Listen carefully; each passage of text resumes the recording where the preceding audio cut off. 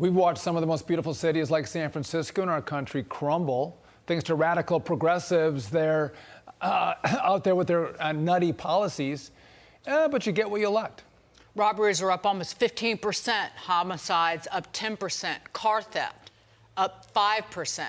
Conservative author Shelby Steele and his son Eli experienced the harsh realities of some soft on crime policies when they had $30,000 worth of camera equipment stolen from their car. Even Elon Musk responded to that tweet, saying many Twitter employees feel unsafe coming to work in downtown San Francisco and have had their cars and windows smashed. Hoover Institution senior fellow Shelby Steele and his filmmaker son Eli join us now. Shelby, it's not surprising that this happened, but the fact that you had to resort to not the police to help you out.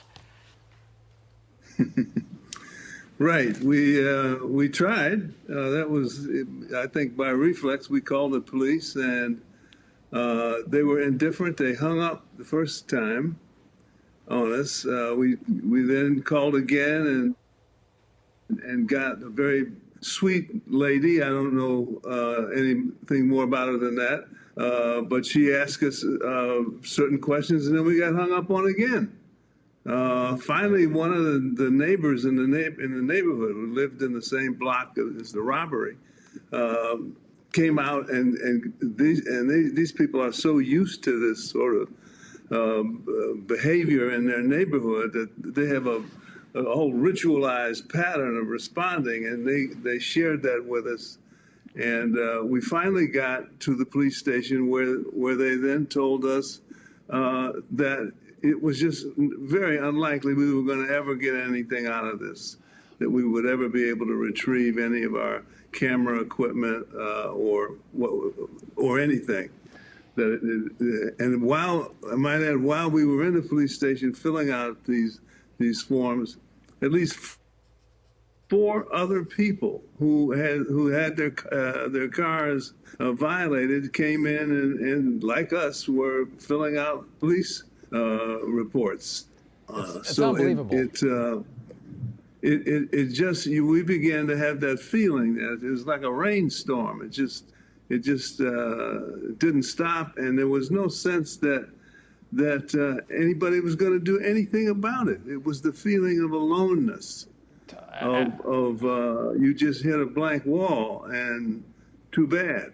But all the while, Eli, California Governor Gavin Newsom doesn't think crime is the reason people are leaving San Francisco. Take a listen to this. I think they're struggling to recover from the pandemic. They're struggling to come back. They're struggling with the macroeconomic shifts, particularly as it relates to telework, as it relates to what's the future of a downtown. Is it stacking of offices or stacking of people? And they're in the process of rezoning and rebirth and reimagination. You know, Eli, you look at what you guys went through. You can't fix a problem unless you recognize the problem exists, and Gavin Newsom doesn't even see the problems in San Francisco. No, he doesn't begin to see but you can see the problem, believe me. Yeah. But you have the feeling as a citizen, there's absolutely nothing you can do. That the authorities who are responsible for this problem don't have your back. And that's, again, it's that sense of indifference the key thing was we called the police twice, and we were disconnected or hung up on. The key thing was if the police had responded to our incident, there were 2 other robberies that took place within 10 minutes of our incident on the same block. So that's why it's so important for the police to be there, and they were not there to prevent those other robberies. We had to actually chase them. And the second robber pulled a gun on our colleague. And so where are the police? If they don't care, then we have to become vigilantes. And that's a big problem because that's not our job. And I almost feel like the mayor of San Francisco is just waiting for somebody to get shot. Somebody should take the matters in their own hand to get shot before she does anything. Unbelievable. Shelby, really quickly, how does this end? Well, that's the question. My little pet theory is that because there's no criminal accountability in San Francisco or all across the nation. It's one of the things we're trying to get to in this subject on white guilt. There is a hesitancy in prosecuting blatant crime all across America that has the effect of inspiring more and more of it. We're lost at this moment. No one knows what to do. No one. No.